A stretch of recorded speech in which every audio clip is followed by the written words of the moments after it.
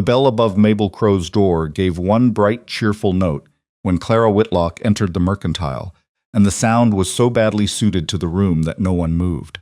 A ceiling fan turned overhead with a tired wooden click. It pushed around the smells of coffee beans, lamp oil, dill brine, and the damp wool of men who had come in from the cold morning. 3 women stood near the bolts of cloth. A ranch hand held a tin of peaches as though he had forgotten what it was for. Mabel remained behind the counter with both palms flat on her ledger. Clara had been home for 3 days. People had begun calling it home before she reached the first house. But the word felt borrowed now. Copper Creek looked the same as it had in September. The white church on the rise, the bank with its green-painted door, the hitching rails chewed smooth by rains. Yet the place had shifted around her while she was gone. Every face seemed to contain a question no one had the courage to ask. At the end of the counter, Gideon Price closed the brass clasp on a leather book. He had once read poetry to her beneath the cottonwoods behind the schoolhouse. He had once warmed her gloves over his stove before walking her home. Now he studied her hands. They were not the hands he remembered. The nails were broken close. A pale line crossed the heel of her left palm, where a jagged stone had opened it during the second week in the mountains. The skin over her knuckles was darker and thicker than it had been before the stagecoach went over Black Pine Pass. Lace showed at her cuffs because she had put on the least damaged dress in her trunk, but the lace only made the hands look rougher. "You said we would speak privately," Clara said. Gideon glanced toward the customers. "There is no private matter in Copper Creek once 6 people know it." 6? His jaw tightened. He disliked being corrected even by arithmetic. Clara waited. Wind pressed red dust against the window in small dry waves. Somewhere in the back room, a loose shutter tapped and tapped. Gideon placed the book between them. His name was stamped into the cover in gold. He kept every loan, promise, lien, and favor in those pages, including the line of credit he had opened for Clara after her father's death. She had once thought the gesture generous. Standing there, she understood that Gideon had never given anything he could not record. "The search party found the wreck," he said. "They found the driver and the others. I know. They found signs that someone left the road. That was me, for 7 weeks, 53 days. A woman near the cloth table made a faint sound through her nose. Clara did not look at her. Gideon rubbed the side of his index finger.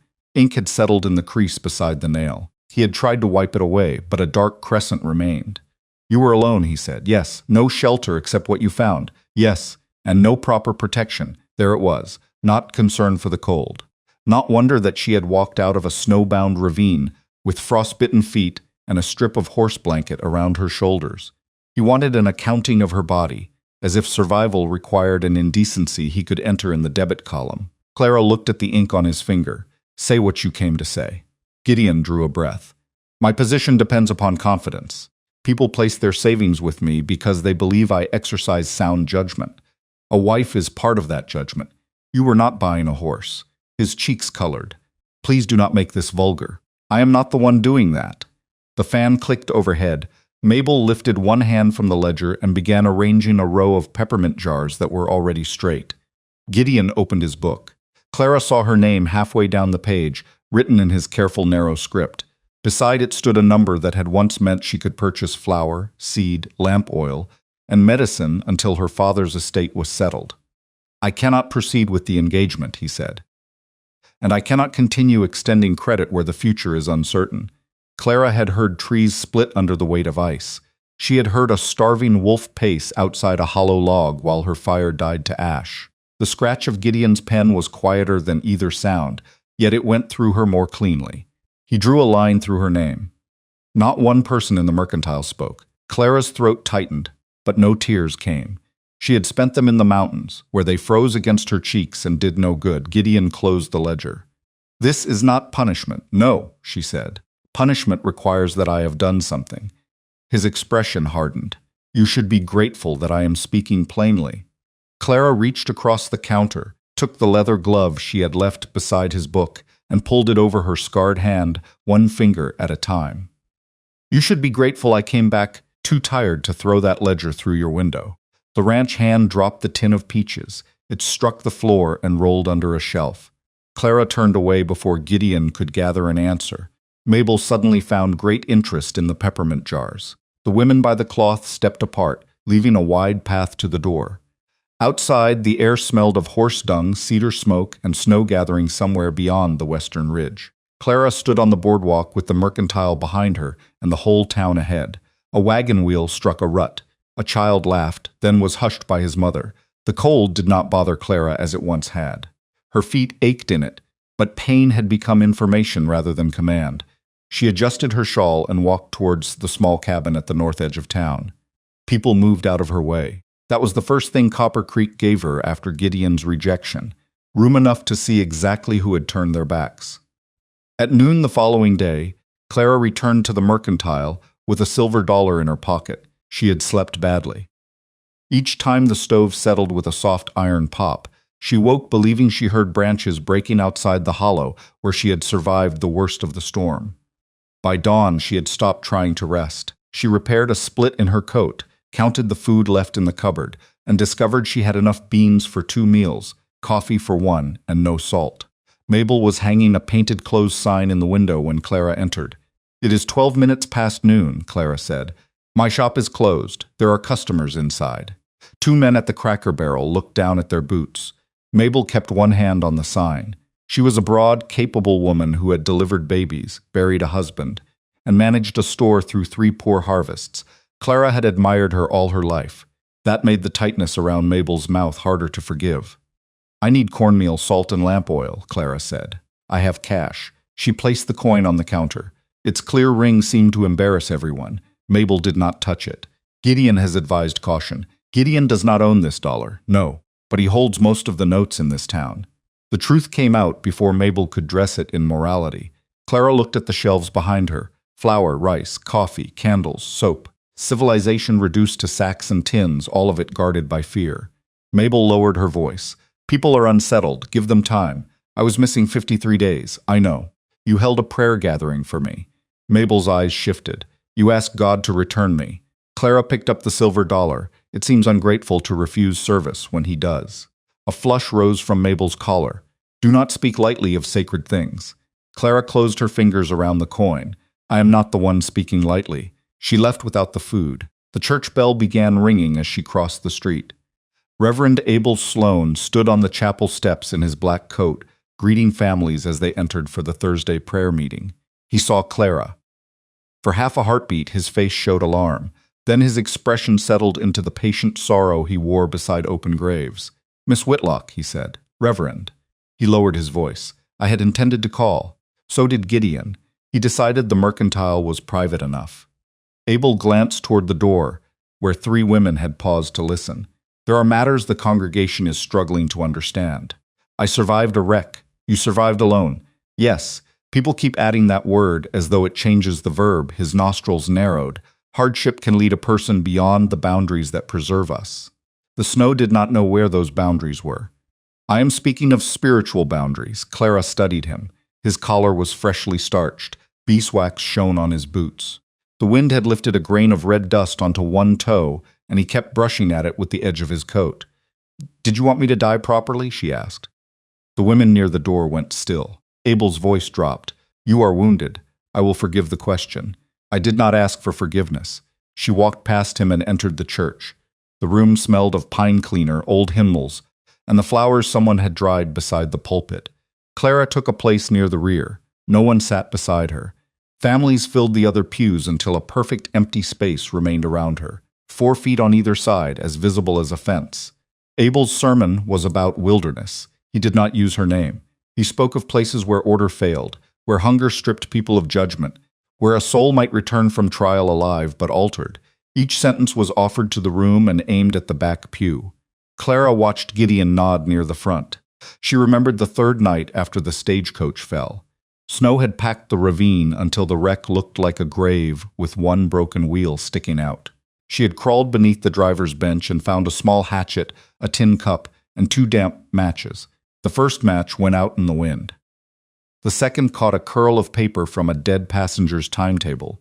She had fed the flame splinters from the coach until her fingers blistered. Nothing about that night had felt unholy. It had felt exact. Flame or no flame. Breath or no breath. Abel raised his voice. "There are victories that cost too much." Clara stood. The scrape of her boot against the floor stopped him. She did not speak. She walked down the aisle while the congregation watched. At the door, she paused to take a plain tallow candle from the box beside the wall. She placed her silver dollar in its place. The candle was worth 3 cents. She left the remaining 97 as a measure of how little she wished to owe them. By Saturday, Copper Creek was building its harvest social around her absence. Women twisted corn husks into wreaths at long tables in the square.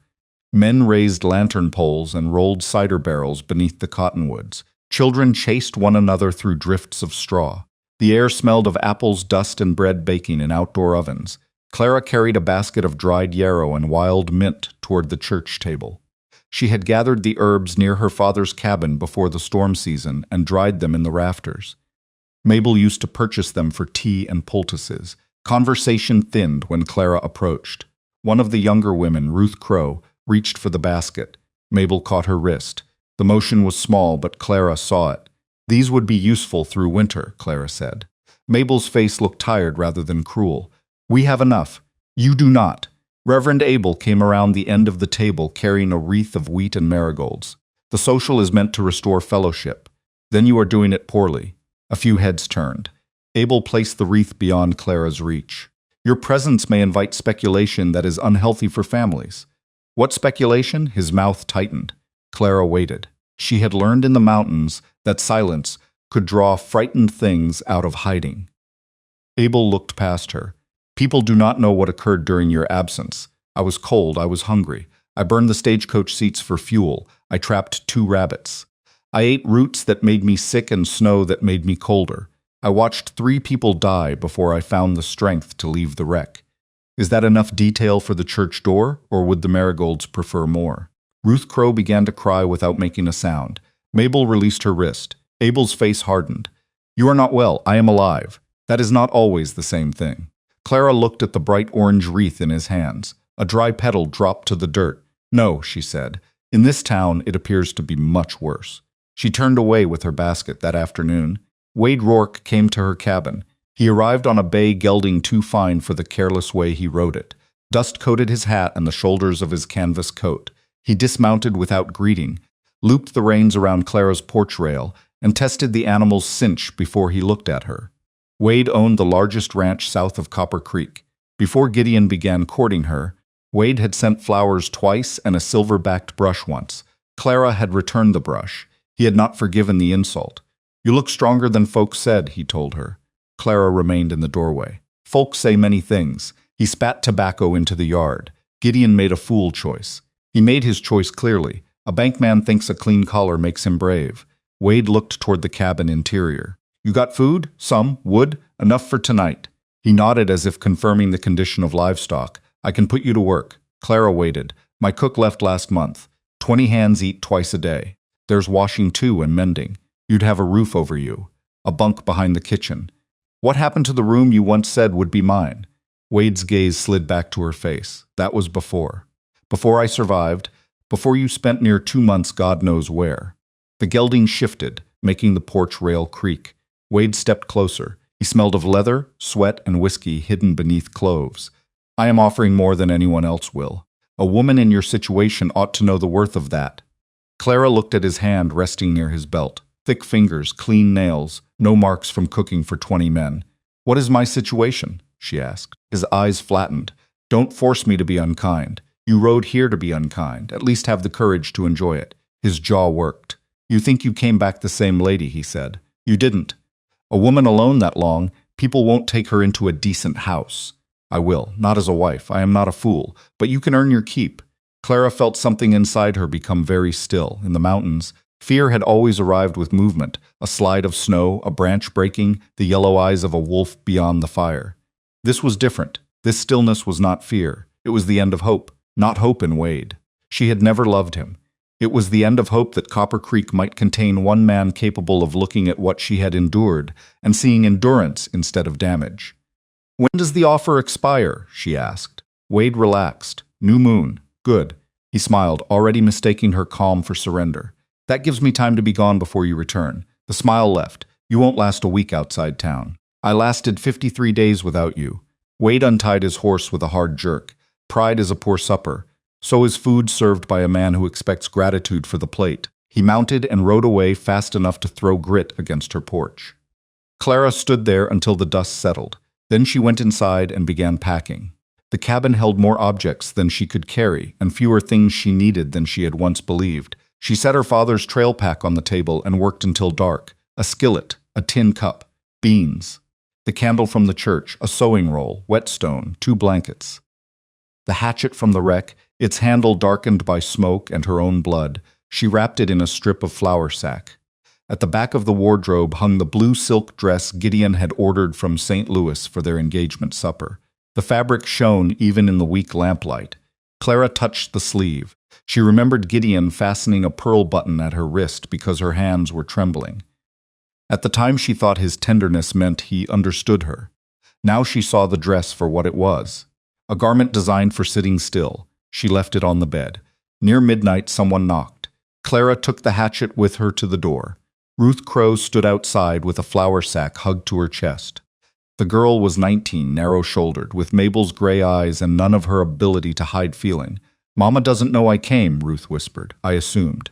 Inside the sack were cornmeal, salt, coffee, dried apples, and a small jar of salve. Clara looked at the food, then at Ruth. "I heard what you said at the table," Ruth told her, "about the people in the wreck." Clara's grip tightened on the door. "My brother died in a mine collapse," Ruth continued. "Men brought him out after 2 days. Reverend Sloane said God had chosen his hour. Mama liked that because it made the thing feel arranged." She swallowed. "Maybe she needs things arranged." Clara set the hatchet against the wall. "And you?" "I think rock falls because rock falls." A small laugh escaped Clara before she could stop it. Ruth looked relieved. "Take the food. I can pay." "No, you left nearly $1 for 1 candle. That was not charity." "I know." Ruth pushed the sack toward her. "Neither is this." Clara accepted it. Ruth glanced past her and saw the pack on the table. "Are you leaving?" "Yes." "Where?" "West." "There is nothing west but canyon country. That is what I am counting on." Ruth's eyes filled, though she did not cry. "Will you come back?" Clara considered the question honestly. "I do not know." Ruth nodded. She stepped off the porch, then turned. "I am glad you lived." It was the first time anyone in Copper Creek had said it. Clara closed the door and leaned her forehead against the wood. For a long while she listened to Ruth's footsteps fade down the road. Before dawn, Clara shouldered her pack, banked the stove, and placed the cabin key beneath the blue silk dress. She did not leave a note. Copper Creek had already written enough words about her. The sun had not yet cleared the eastern ridge when Clara passed the last fence post outside Copper Creek. Frost silvered the rabbit brush. Her breath drifted ahead of her in white threads, and each step made the iron cup tied to her pack knock softly against the skillet. The sound was small and regular. It belonged to her alone. She did not look back until the trail climbed above the cemetery. From there she could see the church steeple, the bank roof, and the pale line of smoke rising from Mabel's chimney. Her cabin was hidden behind cottonwoods. Nothing moved in the street. For one foolish moment she imagined Gideon waking, discovering she had gone, and riding after her, because shame had finally given way to love. Then she pictured him fastening his cuffs, opening the bank, and explaining her departure as further proof of instability. The thought did not hurt as much as it should have. Clara turned west. The trail crossed low hills of yellow grass before entering the red country. By mid-morning the frost had vanished. Heat rose from the ground in faint wavering sheets, though snow still showed on the distant peaks. The country changed color with every mile, brown earth to red sand to bands of copper and black stone. Juniper replaced cottonwood. The wind smelled of dust and crushed sage. She knew the first day's route from her father's old maps. He had traveled freight between Copper Creek and the army post years before his lungs failed. His pencil marks remained on the folded paper, a seep beneath split rock, a sheltered shelf near Dry Woman Wash, a warning beside a narrow canyon where flash floods had killed 2 teamsters. The map ended before the White Mountains. By afternoon, the pack straps had rubbed her shoulders raw. Her left ankle burned where the frostbite scars tightened under the boot. She stopped only to drink and chew dried apple. When the trail dipped into a wash, the heel of her right boot caught between 2 stones and tore away with a sound like cloth ripping. Clara sat in the dust and stared at it. The boot had been made in Philadelphia. Her mother had chosen the leather because it took a fine shine. It had survived dances, funerals, church steps, and an engagement picnic. It could not survive one honest day on stone. Clara laughed. The sound startled a lizard from beneath a bush. She removed both boots, examined the heels, then took out the hatchet. With 6 hard blows, she knocked the remaining heel from the left boot as well. She cut strips from the bottom of her wool blanket and wrapped the soles to keep the rough edges from splitting. The result was ugly and flat. It worked. She walked until sunset, found a shelf beneath an overhang, and built a small fire from juniper twigs. Ruth's coffee tasted smoky from the tin cup. Clara ate cornmeal paste with dried apples and watched the stars appear. There were more stars beyond Copper Creek than she remembered. In town, lamplight and chimney smoke had hidden the lower ones. Here they gathered near the horizon until the black sky looked dusted with salt. She slept with the hatchet under her hand. The second day was warmer. The seep beneath Split Rock had dried to mud. Clara knelt where her father's map promised water and dug with the tin cup until her fingers cramped. Dampness darkened the soil, but no water pooled. She scraped deeper, waited, and collected less than half a cup. It tasted of clay and insect shells. She drank it anyway. By noon, the wind stopped. Silence filled the canyon so completely that Clara could hear the pulse in her ears. The sun stood overhead, white and hard. Shade narrowed beneath the rocks. She measured the water in her canteen by sound. Enough for the afternoon, if she moved slowly. Not enough for mistakes. Her father's map showed a spring 5 miles west. She found the ravine, but not the spring. A recent slide had buried the lower wall beneath tons of broken sandstone. Clara searched for damp soil, reeds, animal tracks. Nothing. She began to understand that a map was only a memory someone had drawn before the world changed. Late in the afternoon, her canteen gave back a hollow ring. She stopped walking. That lesson had cost her dearly in the snow. Panic spent strength faster than distance. She found the longest strip of shade beneath a leaning wall and lowered herself into it. Her tongue had swollen against her teeth. Sweat no longer cooled her skin. She loosened her collar and counted breaths. 30. Rest. 30. Listen. At first she heard nothing. Then a raven called somewhere above the rim. A second answered. Wind moved through grass with a dry whisper. Clara closed her eyes. She saw the wreck again, not as a whole event but in pieces. A wheel turning in open air. The driver's red scarf caught on a branch. Mrs. Bell's gloved hand reaching for a seat that was no longer there. Snow entering the coach through a broken door. She remembered waking beneath 2 bodies, unable to move her legs, and thinking with surprising calm that Gideon would be angry she had ruined her traveling dress. The memory made her smile now, though her lips cracked. A shadow crossed her boots. Clara opened her eyes. A man stood 10 paces away. He wore a faded buckskin shirt, dark trousers, and moccasins wrapped at the ankle. A rifle rested across his back. His hair was tied away from his face, and a narrow scar ran from the corner of his jaw toward his ear. He might have been 40. He might have been younger and simply weathered by the country. He did not approach. Clara's hand moved toward the hatchet beside her pack. The man saw it. His gaze shifted to her empty canteen, then back to her face. He removed a metal water vessel from his belt and set it on a flat rock halfway between them. Then he stepped back. No smile, no command, no question. The canteen was dented and blackened near the bottom. Water beaded around its stopper. Clara looked from it to the stranger. "You could hand it to me," she said. Her voice came out rough and thin. "You have a hatchet," he replied. His English was careful, low, and dry as gravel. Despite herself, Clara laughed once. "That is fair." She crawled to the rock, kept one eye on him, and lifted the canteen. The water was cool enough to hurt her teeth. She drank too quickly, stopped herself, breathed, and drank again. The stranger watched the canyon mouth, not her throat. When she had taken enough, she replaced the stopper and set the vessel down. "Thank you," he gave a small nod.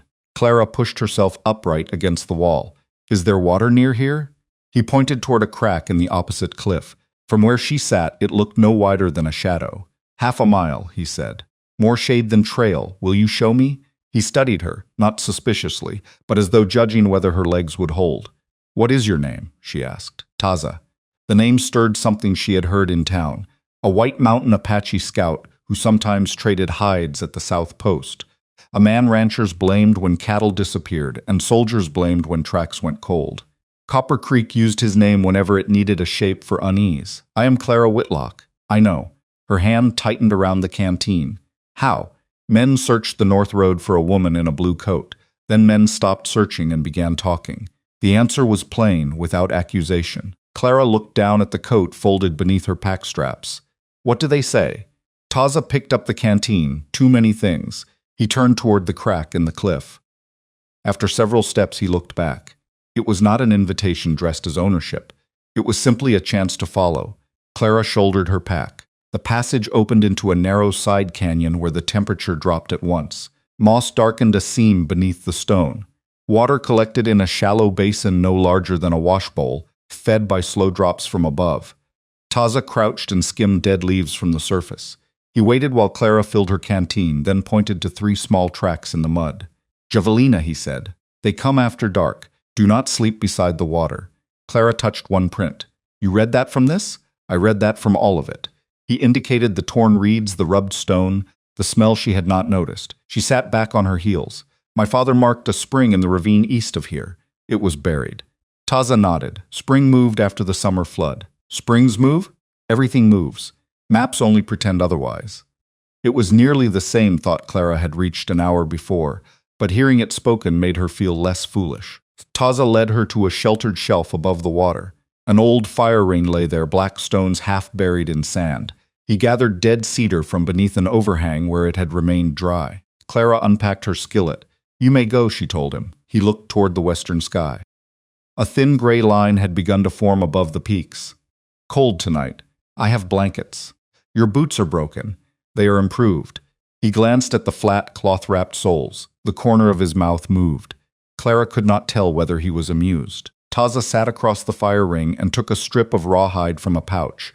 Without asking for her boots, he began soaking the leather in the water left in his cup. Clara watched. "What are you doing?" "Making your improvements last longer."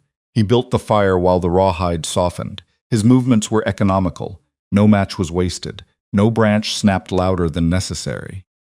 When the flame steadied, he cut 2 pieces of leather, punched holes with a bone awl, and reinforced the damaged soles. He did not touch her feet. He placed the repaired boots beside her and returned to his work. Clara put them on. They fit more securely than before. "What do I owe you?" she asked. Taza looked genuinely puzzled. "For leather, for water, the repair, the fire." He added a twig to the flame. "Tomorrow you can carry wood. That is all. That is what is needed." The answer unsettled her more than a price would have. Night came quickly. Cold poured into the canyon after sunset, sharpening every smell. Smoke, damp stone, the animal fat on Taza's knife sheath. Clara wrapped herself in a blanket and sat with her scarred feet near the fire.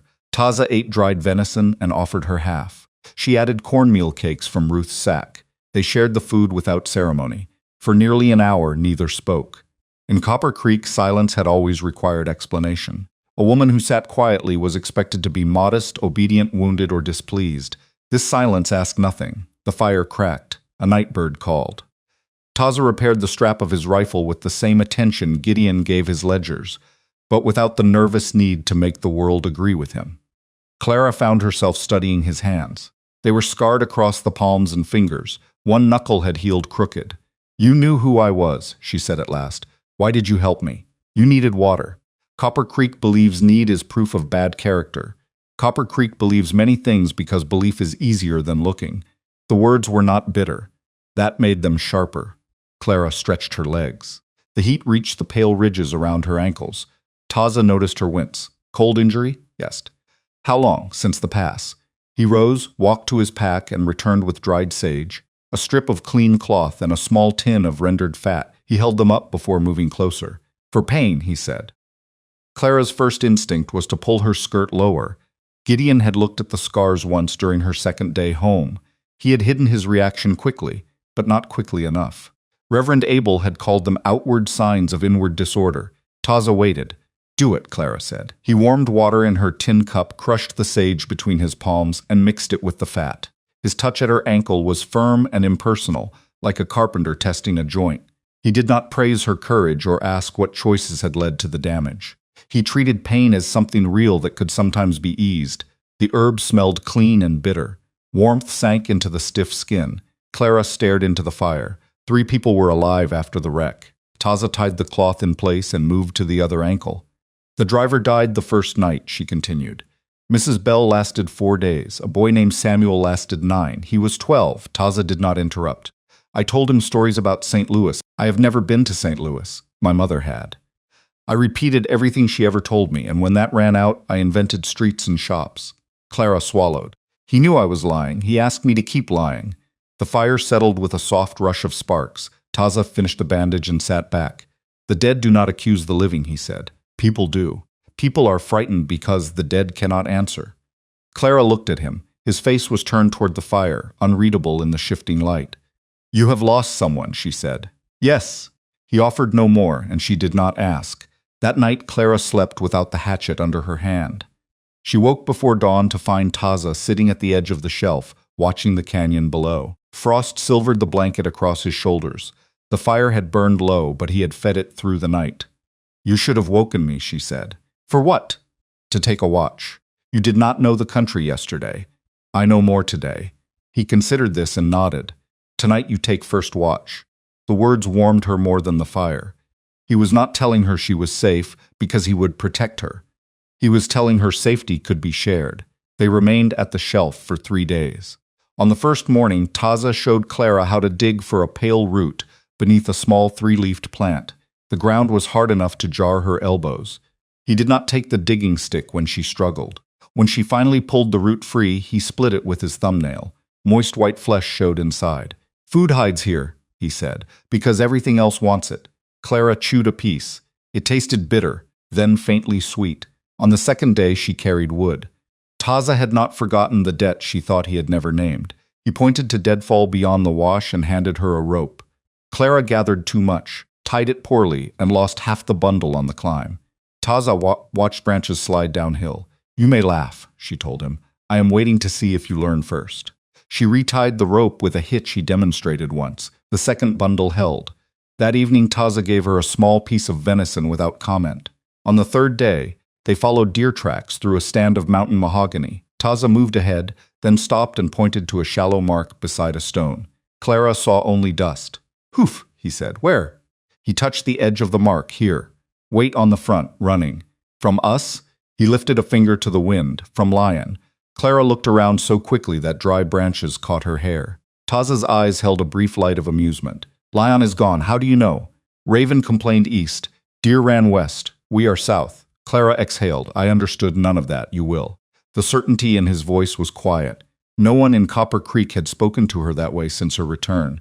They had said she might recover, might repent, might become useful. Taza said she would learn. By the end of the week, Clara no longer asked when he planned to leave. He never asked when she planned to return. They moved north through a series of narrow canyons where cottonwoods grew from hidden water. Clara learned to pack the fire so no smoke rose above the rim. She learned that rabbit brush broke differently from willow, and that a circling hawk could mean water, prey, or nothing at all, depending on the hour. She learned to place her feet on stone instead of loose gravel. Her body changed before she noticed. The ache in her shoulders became strength.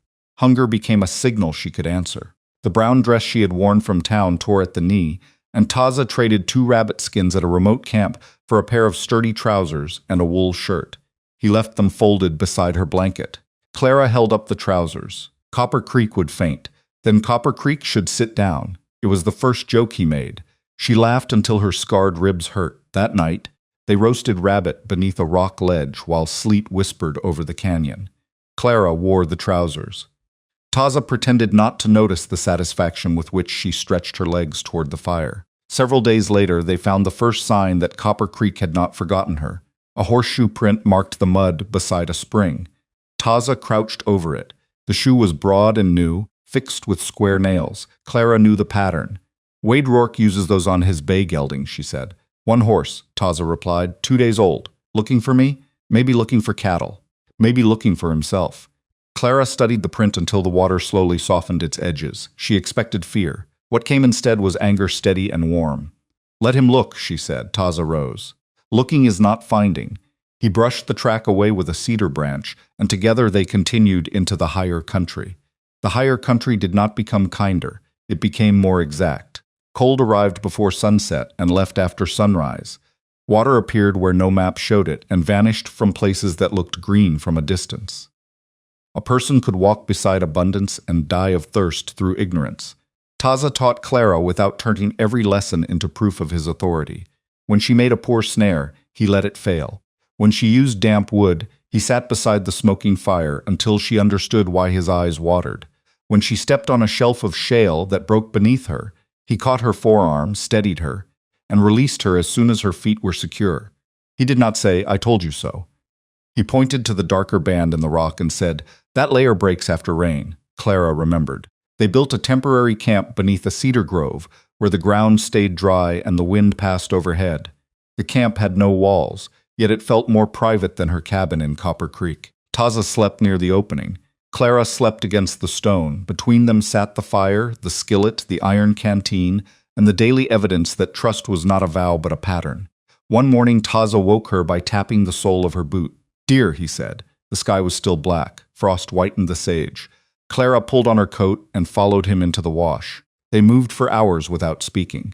The buck's trail crossed soft sand, vanished on stone, and reappeared as a broken twig near a stand of oak. Clara began to see what Taza saw, a fresh scrape, hair caught on bark, the sharp animal smell beneath the cold air. Near noon they found the deer in a shallow basin. Taza raised his rifle, then lowered it. A smaller doe stepped from behind the buck. A late fawn followed. Clara waited. The animals moved into the trees. "You had the shot," she whispered. "Yes, we need meat, yes." "Then why?" Taza looked at the trail the fawn had left. "The buck will be alone by next moon. We can eat today without taking winter from 3. There was no sermon in it, no appeal to purity, only consequence. They trapped rabbits that afternoon and ate less meat than either wanted. Clara thought of Reverend Abel describing mercy from a warm pulpit, while widows sold quilts to pay Gideon's interest. She thought of Wade driving weak cattle until they collapsed because an animal standing had value and one resting cost money. The man Copper Creek called savage had simply allowed a fawn to reach spring. That evening Clara cleaned the rabbits herself. The first cut was clumsy, the second was cleaner. Blood dried in the lines of her hands. She expected disgust and found none. "I used to wear gloves to pour tea," she said. Taza stretched a skin between 2 pegs. "Did the tea taste better?" "No." "Then the gloves were for someone else." Clara looked at her hands in the firelight. "Most of my life was for someone else." Taza drove the second peg into the soil. "Most people learn that too late." "Did you?" His hand paused. Clara had not asked about his past since the first night. She had sensed the boundary and respected it. Now he sat back on his heels and studied the darkening sky. "I worked as a scout," he said. "First for my people, later for soldiers who said they wanted roads kept safe." Clara waited. Some soldiers listened. Some wanted only a trail to follow toward families who had no part in any fight. "One winter they ordered me to lead them to a camp above Salt River." "Did you?" "No." "What happened?" "I led them in circles until snow covered the tracks." A faint line appeared beside his mouth, not quite a smile. "They called me traitor. Men in my own camp asked why I had worn the soldier's coat at all. You saved the families. I also made choices before that winter which helped men who later harmed others." His answer left no easy place for praise. Clara understood. Survival had made people want a clean story from her. Innocent lady, terrible accident, miraculous return. They had recoiled when she came back carrying facts that were not clean. Taza carried the same burden. He would not call himself hero simply because one choice had been merciful. "Where is your family now?" she asked. "My sister's people are north. I see them when it is safe. Some welcome me, some do not, and you stay alone. I stay where my presence does not bring soldiers to their fire." The rabbit fat hissed in the skillet. Clara reached for a stick and turned the meat. "Copper Creek believes being alone means no one will have you." Taza looked at her. "Sometimes being alone means you refuse the price." The words remained with her. A storm arrived 2 nights later. Taza noticed it before the sky changed. He stopped repairing a strap and lifted his face toward the south. The air had gone strangely warm. A smell of wet stone moved through the cedar grove. "Pack," he said. Clara did not ask why. She rolled the blankets, buried the fire, and tied the skillet to her pack.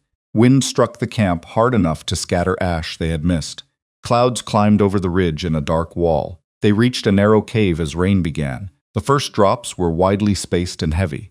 Then the sky opened. Water struck the canyon floor with a roar. Dry channels filled in minutes, carrying branches, stones, and sheets of red mud. Lightning turned the cave mouth white. Thunder arrived so quickly that Clara felt it in her ribs. The cave was scarcely deep enough for 2 people. They sat shoulder to shoulder, knees drawn up, packs pressed behind them. Water ran across the entrance but did not reach the higher shelf. Clara knew they were safe. Her body did not. A branch snapped outside. She was back under the stagecoach. The dark changed to snowlight. Rain became wind. The cave wall pressed against her shoulder like the dead passenger who had pinned her in the wreck. Clara tried to breathe and could not fill her lungs. Taza turned toward her. Clara. She heard him from very far away. He did not grab her face or tell her to calm down. He took the iron canteen from his belt and placed it in her hands. Feel the dents, he said, lightning flashed. What, the canteen? How many? Clara's fingers moved over the metal because his voice gave them work. 1, 3, no, 4 again. She counted the dents. He asked which was deepest, which edge was warm from his hand. Whether the stopper was leather or wood, the cave returned one detail at a time. Rain, stone, Taza's shoulder, the smell of wet earth, her own knees beneath her palms. Clara drew a full breath. I thought I was there, she whispered. I know? You could not know. His voice remained quiet. A man can leave a place before the place leaves him. She looked at the scar near his jaw. In the lightning, his face appeared carved and tired. Clara held the canteen between them. Where do you go? To a river crossing. Men were shouting. My brother was on the ground. He offered nothing more. Clara did not ask. They sat through the storm with their shoulders touching. Not an embrace, not a promise, simply warmth shared in a space too small for pride. By dawn the rain had passed. The canyon below had been remade. Sandbars were gone. A cottonwood lay across the wash with its roots exposed like fingers. Clara stood outside the cave and watched muddy water race through yesterday's trail. Maps pretend, she said. Taza handed her the canteen. Now you remember. Their camp was lost, but the packs were dry. They climbed to higher ground and built again. In Copper Creek, Gideon Price learned of Clara's departure from the blue dress. Ruth had gone to the cabin on the second morning, worried that Clara might have fallen ill. She found the door unlocked, the stove cold, and the dress spread across the bed. Beneath it lay the cabin key. Ruth told no one for 2 days. Mabel noticed flour missing from the storehouse and questioned her daughter until the truth came out. By supper, Reverend Abel knew. Before the bank opened the next morning, Gideon knew as well. He entered Clara's cabin with Mabel's key and walked through the rooms as though inspecting property after a default. The empty wardrobe disturbed him more than disorder would have. Clara had taken no china, no framed photographs, no embroidered linens. The practical objects were gone. Skillet, blankets, hatchet, sewing roll. She had chosen with a discipline he did not associate with desperation. Gideon found the blue dress on the bed. He lifted one sleeve and saw the pearl button he had fastened at her wrist. For an instant, memory moved through him. Not love exactly, but the comfort of being admired by a woman who fit neatly beside him. Then he saw the key. She had not merely left Copper Creek. She had left the future he had designed for her and returned his symbol of it without argument. Gideon folded the dress and carried it to the bank. That evening he invited Reverend Abel and Wade Rourke into the office behind the vault.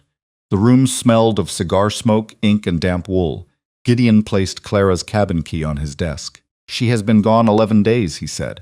Wade leaned against the doorframe, arms crossed. Then she is dead or with Indians. Abel flinched at the bluntness. We should not assume the worst. You preached the worst from your pulpit, Gideon replied. I warned against moral danger. You made her unwelcome at the social, and you ended the engagement before half the town. Wade laughed. Listen to you two. One shut his ledger, one shut his church, and now you're surprised she walked through the only open door. Gideon's face tightened. What did you say to her? I offered work. As a cook, Abel said, disgust entering his voice because it cost him nothing. She needed food. She had money, Gideon said. Not after you cut her credit. The three men fell silent. None had come to the meeting to accept blame. Each had expected the others to confirm that Clara's departure proved her unfitness. Instead, they had created a circle in which every accusation returned to its speaker. Gideon opened the price ledger. Clara's name remained crossed out. The black line looked less final than it had in the mercantile. People are asking questions, he said. About what? Wade asked. About why she preferred the canyons to Copper Creek. Abel's hand went to his collar. That is precisely why she must be brought back. Her behavior gives the appearance that the town failed in charity. The town did fail, Gideon said. Abel stared at him. Gideon regretted the admission at once. I mean, the appearance may affect confidence. Wade spat into the brass cup near the door and missed. There it is. Gideon ignored the stain on the floor. If she returns, we can say grief disordered her thinking. I can restore her account. Reverend, you can arrange a public reconciliation. And if she refuses? Abel asked. Wade's smile was without humor.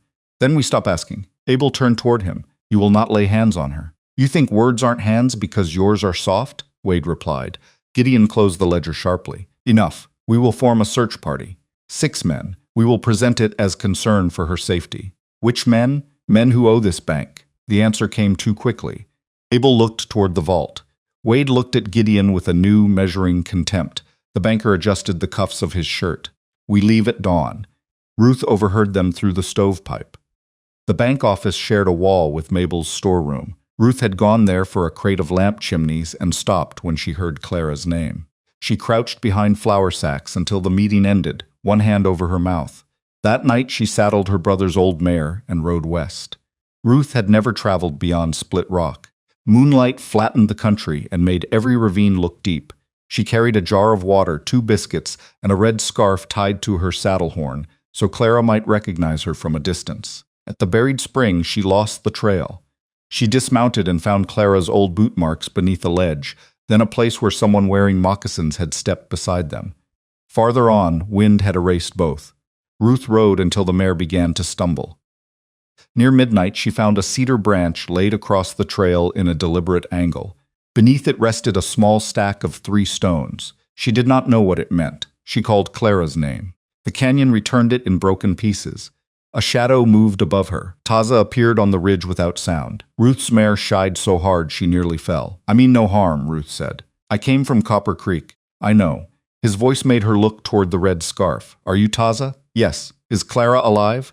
He studied her for a long moment. Why do you need to know? Because men are coming for her. The wind lifted Ruth's hair across her face. She told him about the meeting. Gideon's plan, Abel's public reconciliation, Wade's threat. She spoke too fast, tripping over names. Taza listened. When she finished, he climbed down and gave water to her mare. He did not confirm where Clara was. Can you tell her? Ruth asked. Yes. Tell her I am sorry. For what? For living there and being quiet.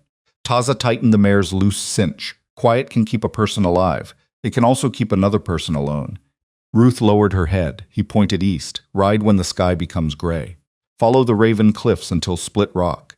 Do not enter the wash if clouds gather south. She looked at the black country behind him. Will you protect her?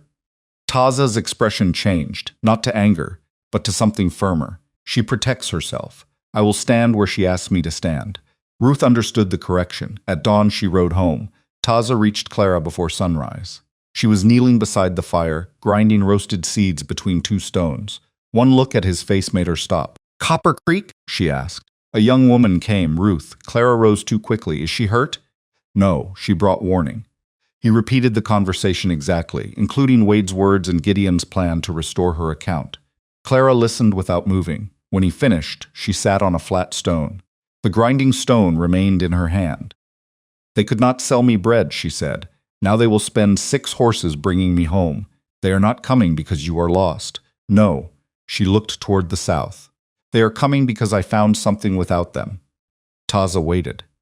What do you think I should do? She asked. He shook his head. That is not my choice. If we go higher, can they follow? Some distance. Not forever. If we remain, they will find the lower camp by tomorrow afternoon. Clara turned the grinding stone in her palms. Its surface was rough, warm from work. She thought of Gideon's key on his polished desk. Abel's careful sorrow. Wade's certainty that hunger would make her cheap. Running deeper into the mountains would keep her free. But the men would return to Copper Creek and write the story themselves. They would say she had been confused, kidnapped, corrupted, or killed. Ruth would know better. But Ruth was 19 and Mabel still held her wrist at public tables. Clara set the stone down. I want them to find me, she said. Taza looked at her closely. Why? Because they have only spoken about me in rooms where I was expected to remain quiet. Wade may use his gun. So may you. I may. Clara met his eyes. But not unless I ask. A slow nod. They began preparing the camp. Not for surrender, for witnesses. The riders appeared the following afternoon as a pale thread of dust beneath the southern ridge. Taza saw them first. He stood on a shelf above the camp with one hand shading his eyes. Clara joined him, carrying the iron canteen. 6 horses moved through the lower wash. 3 men rode in front. The others followed at a distance, not searchers so much as borrowed proof that Copper Creek had acted responsibly. Clara recognized Gideon by the stiffness of his back. Reverend Abel's black coat lifted behind him. Wade Rourke rode the bay gelding with the square-nailed shoes. Her stomach tightened. Taza looked at her. Higher trail is still open, I know. You can leave now. They will find only ash. Clara watched Gideon remove his hat to wipe his forehead. Even from far away, the gesture seemed irritated, as though the desert had violated an agreement by making him sweat. No, she said. I spent too long disappearing for other people. They returned to the camp. Clara fed one stick to the fire, washed the grinding stone, and folded the blanket at her sleeping place. Ordinary work steadied her. Taza checked his rifle and leaned it against a cedar within reach. He kept his knife at his belt.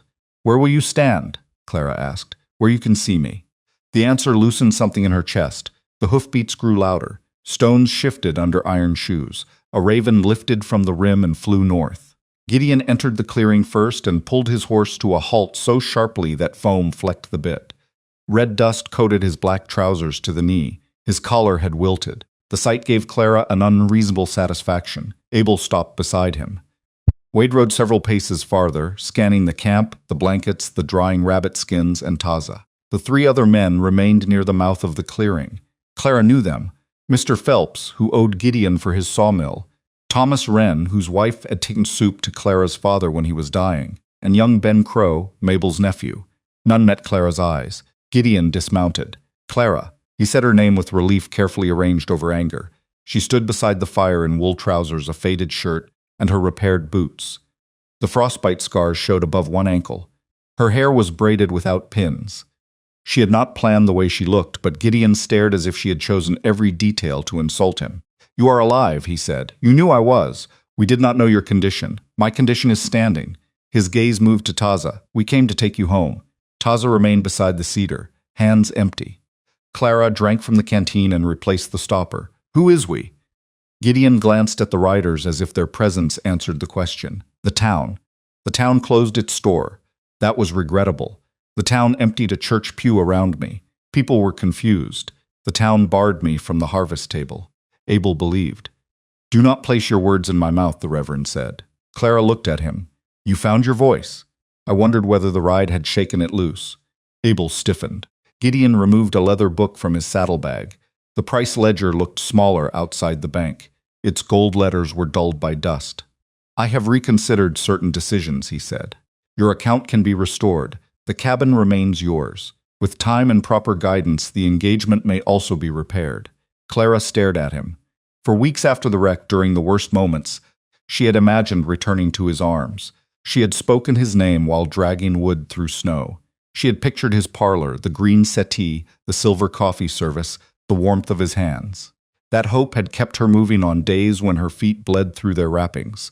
Now Gideon stood before her, offering the same room, the same coffee service, the same future, and she felt only grief for the woman who had believed it was safety. You crossed out my name, she said. I acted with incomplete information. You knew I was alive. I did not know how the experience had affected you.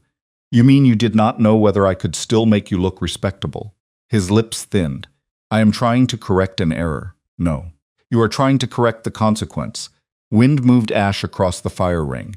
Gideon opened the ledger to her page. I am prepared to erase the line. Clara stepped closer. Gideon's shoulders eased, mistaking movement for agreement. She looked down at her name. The black stroke cut through it from C to K. Beneath it, in smaller writing, he had noted account suspended pending review of moral and financial fitness. Clara read the words twice. Then she took the pencil from the loop at the ledger's spine. Gideon smiled faintly. Clara wrote beside his note, account closed by owner. She returned the pencil, his face emptied.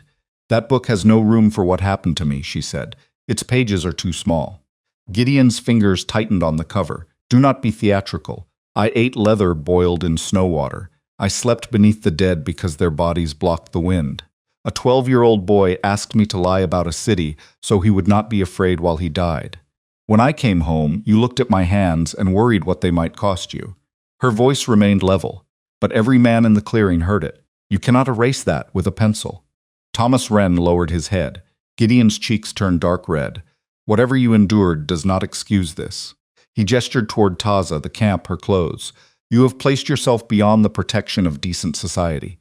Clara glanced around the canyon. I have water, food, shelter, work. A man who asks before touching my wounds. Tell me which protection I am missing." Gideon looked at Taza again. "You do not know what he wants. I know exactly what you want. That is why you frighten me more." The banker closed the ledger with a snap. Reverend Abel dismounted carefully. His mare shivered despite the heat. He removed his hat and approached with both hands visible, wearing the expression he used when offering comfort to the bereaved. "Clara," he said, "anger has carried you far from yourself." She almost smiled. "You do not know where I am. I know you were a faithful young woman. I am still the woman who kept a fire alive for 53 days. That is not the faith I mean, no. Your faith requires an audience." A muscle moved in Abel's cheek. He opened the small prayer book he had brought. "The congregation is prepared to receive you if you acknowledge the disorder caused by your choices. I can speak for you. I can explain that trauma confused your judgment." Clara looked past him to Ben Crow. The young man shifted in the saddle. "Did Ruth tell you why she came west?" Clara asked. Abel's eyes flickered. Gideon said, "Ruth is impressionable. She heard you planning to call force concern." Abel drew himself upright. "We came because your soul is in danger. My soul did not ask you to saddle a horse. You are living outside Christian order with a man who," Taza's gaze moved to him. Abel stopped, then continued more carefully, "with someone whose customs are not your own." Clara felt the old pressure of the church return, the expectation that she lower her eyes while a man defined the danger inside her own life. She did not lower them. "On my third night after the wreck," she said, "I used the last page of my Bible to start a fire." Abel recoiled. "I had 2 matches. The first failed. The second caught the paper. That flame kept Samuel alive until morning. You burned scripture? I burned paper." His face tightened with genuine horror. Clara took one step nearer. "You would rather the page survive than the child." "That is not what I said. It is what you have said every day since I returned. You love symbols because symbols do not ask you for bread." Silence settled over the clearing. The prayer book trembled slightly in Abel's hand. He closed it and pressed it against his chest. "You are not well," he whispered. Clara nodded. "There are nights I wake inside the wreck. Sudden noises make me lose the room I am standing in. My feet hurt when the weather changes. I miss a boy whose last name I never learned." Her voice softened. "Those things are wounds. They are not sins." Abel looked toward the other riders. No one offered him support. He stepped back. Wade Rourke spat into the dust. "I have listened long enough," he said. He dismounted in one heavy motion and dropped his reins. His bay gelding tossed its head, grateful to be free of the bit's pressure. Wade walked past Gideon and Abel until he stood several yards from Clara. He did not bother with gentle expressions. "You made your point," he said. "Now get your things." Clara folded her arms. "No." "You think these mountains are going to feed you when snow comes?" "They already have. He has fed you." Wade jerked his chin toward Taza. "That is not the same. I carried wood, dug roots, set snares, cleaned game and stood watch. We fed each other." Wade laughed. "You call that a life?" "Yes, it is dirt and hunger. So is ranching. You simply make other people carry more of it." Ben Crow coughed to hide a laugh. Wade turned his head sharply. Ben looked away. Wade stepped closer. "You are coming back." Clara's arms dropped to her sides. "No." His hand moved toward her elbow. Taza did not raise the rifle. He simply crossed the space between the cedar and the fire. One moment he stood apart. The next he was beside Clara, not in front of her, close enough that Wade had to look at both of them. Wade stopped. Taza's hands remained empty. "She answered," he said. Wade's mouth twisted. "This is none of your business." Taza glanced at Clara. "Is it?" The question was for her. Clara felt every gaze in the clearing. This was the moment Copper Creek would later alter. They would say Taza commanded her, threatened the men, bewitched her, or held her captive. The truth was quieter and therefore more dangerous, he asked. "Yes," Clara said, "stand with me." Taza turned back to Wade. Wade's hand fell away from her arm. "You stole her," he said. "No," Taza replied. "You expect us to believe she chose this?" Taza looked at the repaired boots, the stacked wood, the seeds Clara had ground, the rifle she had cleaned that morning. "You rode many miles because you do not believe a woman can choose anything you did not offer." Wade's face changed. He reached for the revolver at his hip. 3 things happened at once. Taza's hand dropped to his knife. Clara stepped between the men. Wade's bay gelding, already nervous, jerked backward and pulled the reins beneath its hoof. The leather snapped. The sharp crack broke the moment like a board. "Take your hand away from the gun," Clara said. Wade stared at her. "I am not standing between you because I think you are stronger," she continued. I am standing here because I will not let you turn my choice into a fight between men. You came to take me. He asked where I wanted him to stand. That is the difference you cannot understand. Wade's fingers remained over the holster. Thomas Wren spoke from behind them. Wade, only his name. A warning stripped of ceremony. Wade looked toward the three riders. None moved to support him. He slowly lifted his hand from the gun. Clara breathed again. Wade picked up his broken rein. When winter kills you, do not expect us to come. You did not come the first time, she said. The words landed without force and left him nothing to strike. He mounted, using the remaining rein as a lead, and turned his horse toward the wash. Reverend Abel followed, his black coat catching on the saddle horn. He tore the cloth, freeing it, and rode away with the rip visible across his back. Gideon remained. Dust moved around his polished boots. He held the ledger against his chest. Clara, he said quietly, you will regret making an enemy of Copper Creek. She looked at the men behind him, Phelps, Wren, Crow. Men who had come because of debts, fear, habit, or shame. Copper Creek was not one enemy. It was a collection of people deciding each day whether to be cowardly. I do not need Copper Creek to love me, she said. I only need it to stop claiming me. Gideon's grip loosened. The ledger slipped from his hand. It struck the dirt on its spine and fell open. A gust turned several pages. Names, figures, liens, and promises flashed in the sun. Gideon stared down. For a moment Clara believed he would kneel to retrieve it. But the ground was red and dusty, and the three riders were watching. He could not bring himself to put one knee into the same earth that stained her boots. He mounted without the book. Thomas Wren rode last. As he passed Clara, he removed his hat. I am sorry about Samuel, he said. Clara's throat tightened. Thank you. Ben Crow looked toward Taza, then back to Clara. Ruth said to tell you the candle is still burning in her window. A smile reached Clara before she could prevent it. Tell her I saw it. It was not true in the literal sense. The mountains stood between them. Ben seemed to understand. The riders left. Their hoofbeats diminished through the wash. Dust rose, hung in the afternoon light, and slowly came apart. Clara remained beside Taza until the last sound disappeared. Only then did she notice that her hands were shaking. Taza did not take them. He waited. Clara reached for his. His fingers closed around hers, warm and rough. Behind them the ledger lay open in the dirt. A breeze lifted one page, folded it back, and filled the line through Clara's name with red dust until the ink could no longer be seen. They did not touch the ledger until morning. Night settled over the clearing with no regard for what had happened there. The fire burned low. An owl called from the ravine. Clara sat with her back against the cedar and listened to the ordinary sounds until her body accepted that the riders were gone. Taza slept near the mouth of the camp. Clara took first watch. The ledger lay where Gideon had dropped it, its pages lifting whenever the wind entered the clearing. Moonlight whitened the columns of numbers. Once near midnight, a field mouse climbed onto the open cover and nibbled the corner of a page. Clara almost laughed. At dawn, she carried the book to the bank of the wash. Taza followed at a distance. You could burn it. I thought about it. Why not? Because I do not want to spend firewood on Gideon. She wedged the ledger beneath a flat stone where the next flood would find it.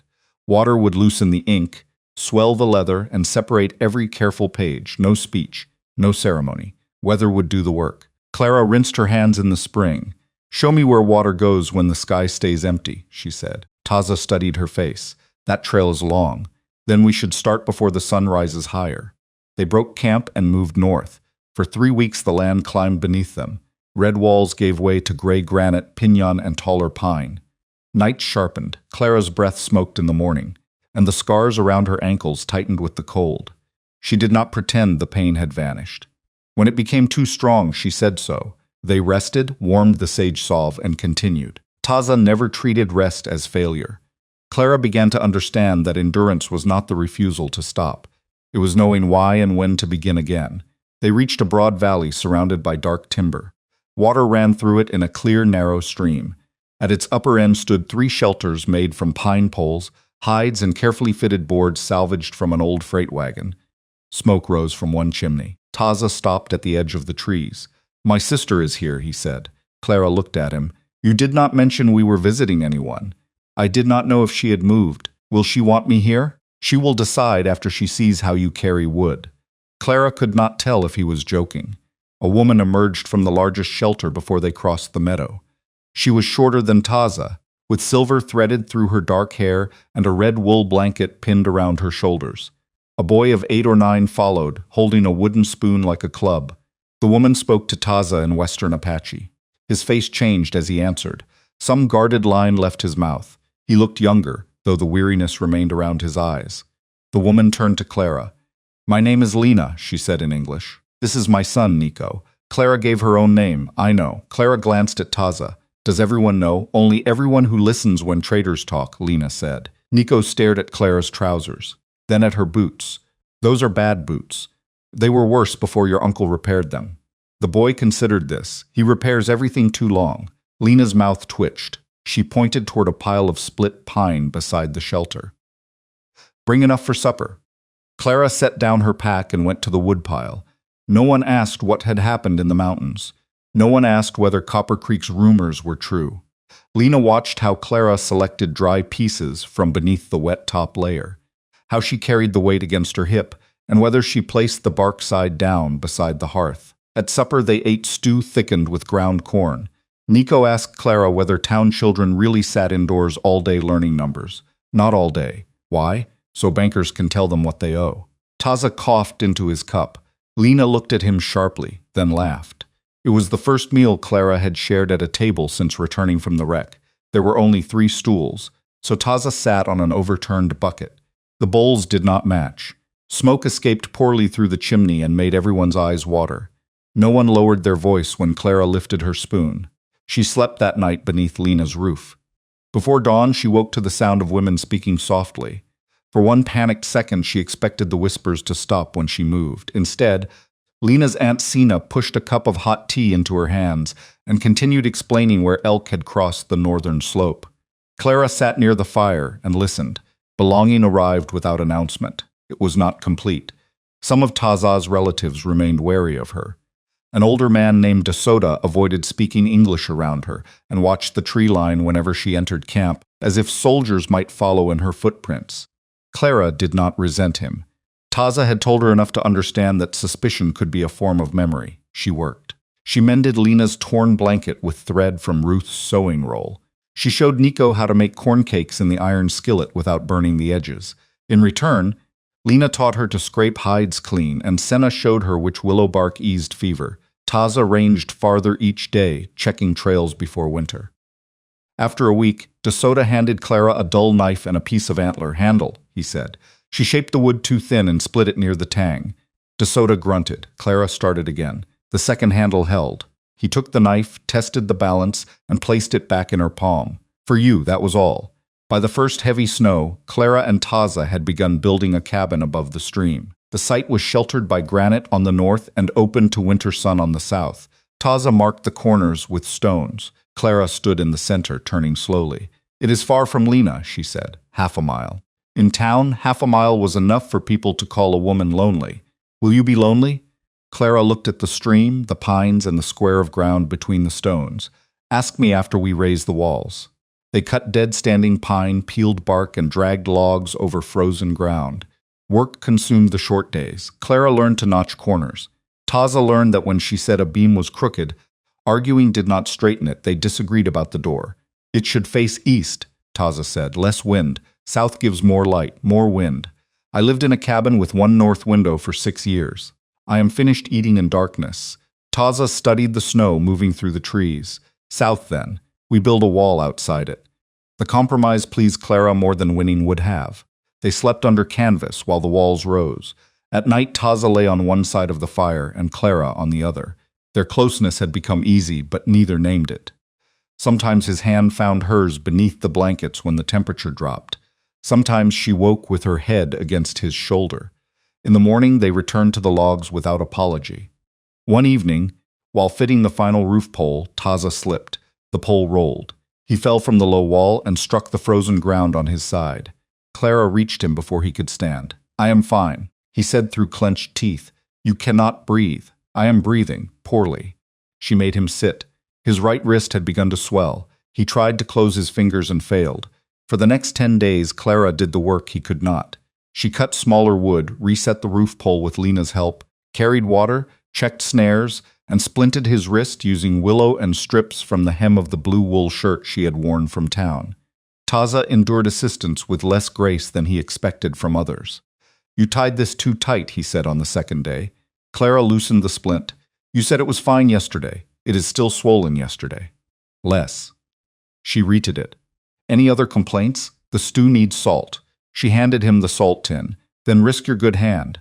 He smiled. The injury changed something between them. Until then, Taza had been the one who knew the country, repaired the boots, read the storm, found water.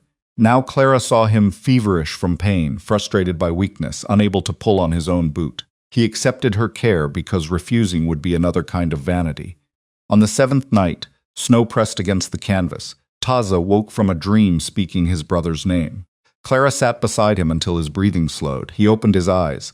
"I woke you. Yes, I am sorry. Do not apologize for returning from somewhere." He looked at her for a long time. Then he touched the scar across her palm with his uninjured hand. "I did not give you back your name," he said. Clara remembered the words she had nearly formed on the plateau. The man who gave her back her name. She had believed them because gratitude was easier than understanding. "No," she said. "You gave me enough quiet to hear it." Taza's thumb rested against her skin. "I would like you to stay after the walls are finished," he said. Clara felt the old instinct to ask what staying meant, what terms he offered, what duties, what title. Copper Creek had trained her to search every promise for the price. Taza waited without filling the silence. "I will stay through winter," she said. His hand withdrew slightly. "And in spring," she continued, "you may ask again." A slow smile changed his face. "You make long agreements. I learned from a banker." The cabin was finished before the deepest cold. The south-facing door opened onto a low wall of fitted stone that broke the wind without blocking the light. Clara hung Ruth's candle near the window. Taza built a shelf for her father's map, though most of its markings no longer described the country they knew. They owned one table, 2 stools, 3 blankets, a skillet, a rifle, 2 knives, and the iron canteen. Clara had never lived in a richer house. The first true blizzard came in January. Snow began before noon and erased the trees by dusk. Wind struck the cabin in long, hard waves. The roof timbers groaned. Clara was grinding corn when the first crack sounded above them. Her hands froze. The room vanished. For an instant she smelled blood in the stagecoach, heard Samuel asking for another story, felt the weight of the dead across her legs. Then Taza placed the iron canteen on the table. He did not speak. Clara reached for it. She traced the deepest dent, the rough seam, the smooth leather stopper. "This is our cabin," she said aloud. Taza nodded. "The door faces south. Yes, the stew needs salt. It often does." Clara laughed, and the wreck released her. The storm lasted 2 days. They took turns clearing snow from the roof and feeding the fire. On the second night, pounding sounded at the door. Taza lifted the rifle. Clara took her knife. Outside they found a man collapsed against the stone windbreak. Snow covered his shoulders. One boot was missing. They dragged him inside. He was young, perhaps 20, with a cut above one eye and a Copper Creek freight badge sewn to his coat. Clara recognized him after the ice melted from his lashes. Daniel Phelps, the sawmill owner's son, one of the boys who had once carried Gideon's picnic table to the cottonwoods. Daniel woke near dawn. He stared at Clara across the fire. "Miss Whitlock?" "Drink." She held the cup while he swallowed willow tea.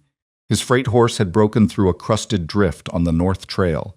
Daniel had walked for hours before seeing smoke from the chimney. "I thought you were dead," he whispered. "Many people find that convenient."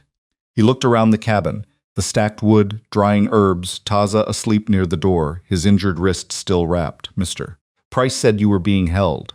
Clara raised an eyebrow. "Does this look like a jail?" Daniel's gaze went to the south-facing door. "No, ma'am. They kept him for 4 days until the weather cleared." Clara treated his frostbitten toes with sage and warm cloth. She did not tell him that the work brought back the ache of her own injuries. Taza repaired Daniel's remaining boot and made a crude second one from rawhide. When Daniel was strong enough to leave, Lena's family lent him a mare. At the edge of the valley, he turned in the saddle. "What should I tell them?" Clara considered all the speeches Copper Creek deserved and felt no desire to deliver any. "Tell your father you were given water," she said. "Tell Ruth I kept the candle. And Mr. Price? Tell him the account is closed."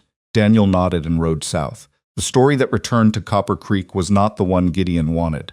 Daniel spoke first to his father, then to Mabel, then to anyone who asked. He described Clara's cabin, her medicine, her trousers, the way Taza waited for her answer before making decisions. He described the south-facing door and the candle in the window. Each concrete detail weakened the town's preferred tale of captivity. Gideon called the boy confused by fever. Reverend Abel preached that comfort could disguise corruption. Wade said Daniel had always been soft. But Ruth placed a second candle in her window. When spring reached the valley, Clara noticed it first in the sound of water beneath the snow. The stream loosened. Dark earth appeared around the south wall. Pine resin warmed in the sun. Taza's wrist had healed crooked but strong. He spent one morning replacing the rawhide hinge on the door, while Clara planted beans in a cleared patch beside the cabin. At midday he came to stand behind her. "You said I could ask in spring," he told her. Clara pressed one bean into the earth. "So I did. Will you stay?" She covered the seed, then sat back on her heels. Taza looked almost calm. Only the hand opening and closing at his side betrayed him. Clara rose. "I will stay if the door remains south. It is too late to move it if we share the work. Yes, if silence is never used as punishment. Yes. If either of us can walk away from an argument and return without being called faithless." Taza considered. "How long may you walk?"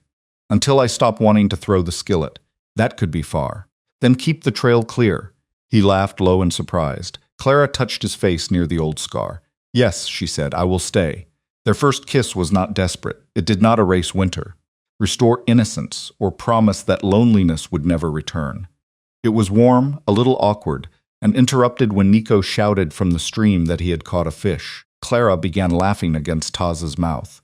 He rested his forehead against hers. "We should go admire the smallest fish in the mountains. It will grow each time he tells the story." Like all important things, their first summer in the cabin brought almost no rain. By August, the stream had narrowed between exposed stones. Pine needles broke underfoot with a dry snap. Lena forbade Nico from carrying coals between shelters, and Taza checked the western sky each afternoon for thunder that might bring water or fire. The fire came without rain. Lightning struck a dead pine beyond the granite shoulder during a storm too distant to wet the valley.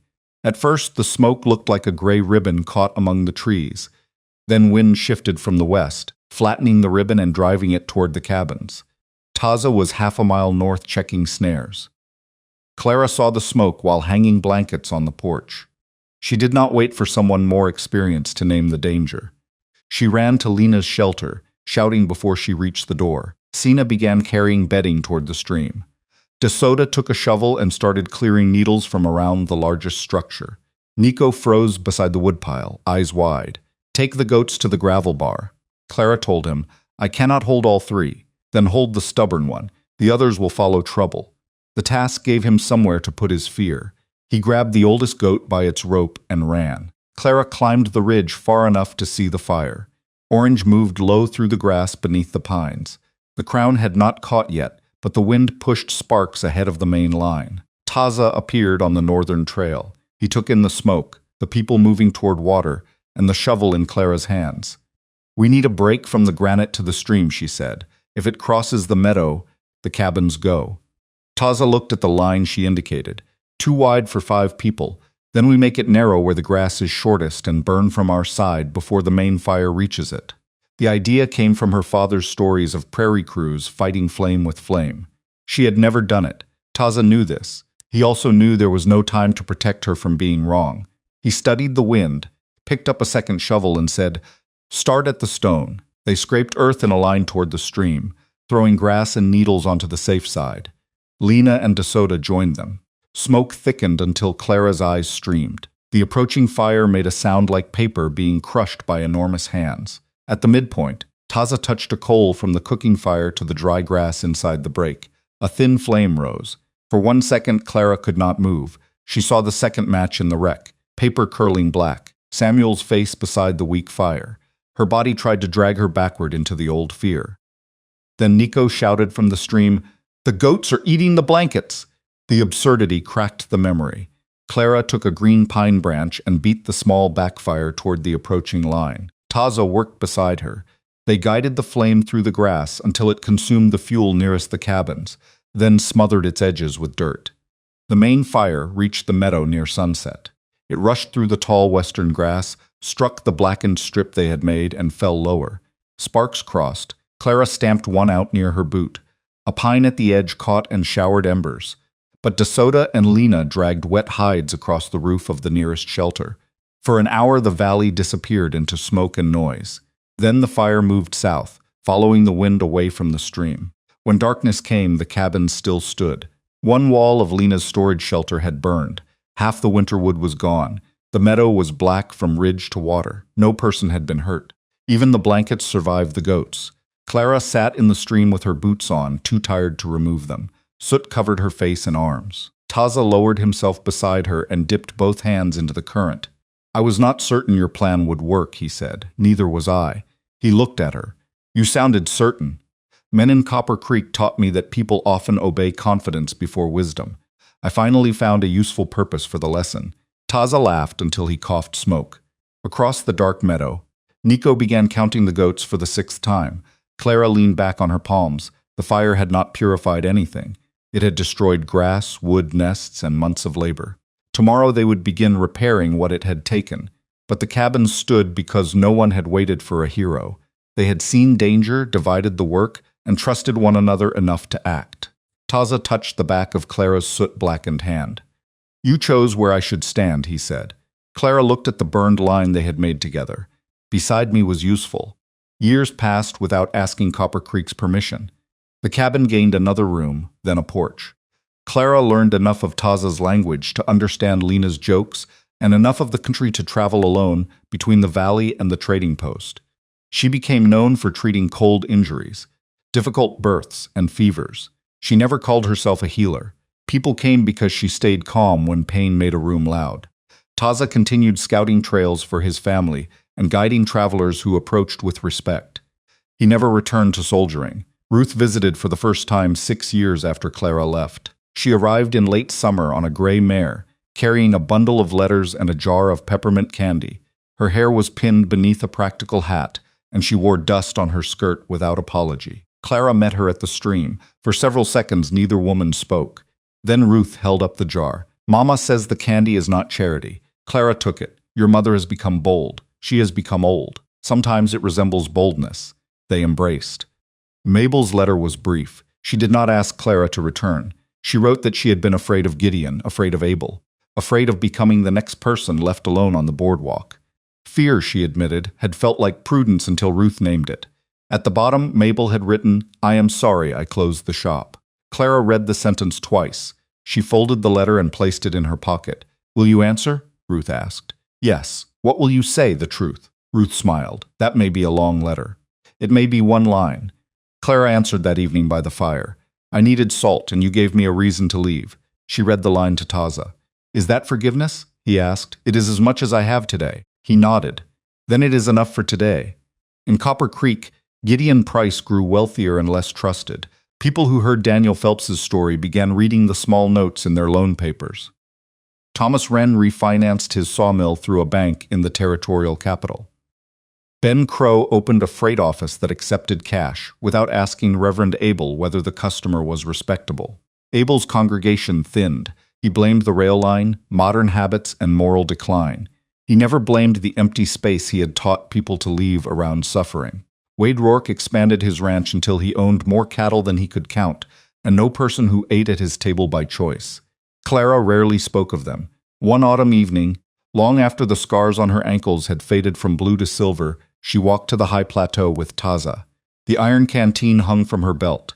It had gained 2 new dents. Below them, the mountains folded toward the desert in layers of red, gray, and violet. Wind moved through the grass. Far to the south, Copper Creek was hidden beyond the ridges. Clara sat on the same ledge where she had once looked back and wondered whether freedom was simply another name for being unwanted. Taza lowered himself beside her. His hair had silver at the temples. The scar near his jaw had softened with age. "Cold tonight," he said. "I have blankets, your boots?" "Improved." He smiled. Clara drank from the canteen and passed it to him. Water was still water. A gift, not a debt. The wind lifted red dust from the trail below and moved it across their old footprints until the marks disappeared. Clara watched without sadness. A person did not need every track preserved to know where she had been. She had the cabin door facing south. She had Ruth's candle melted down to a small brass cup on the shelf. She had a knife with an antler handle, a garden that survived most years, and a man who still asked where she wanted him to stand. The mountains had not saved her. Taza had not saved her. Survival was not a clean hand reaching down from above. It was 1,000 ordinary choices. Strike the second match, drink slowly, mend the boot, carry the wood, speak when silence became a cage, rest when pain demanded truth, and begin again before sunrise. Clara leaned her shoulder against Taza's. Below them, the last light entered the canyons and turned the stone the color of banked fire. For the first time in her life, home was not a place that could close its door against her. It was the door she had built herself.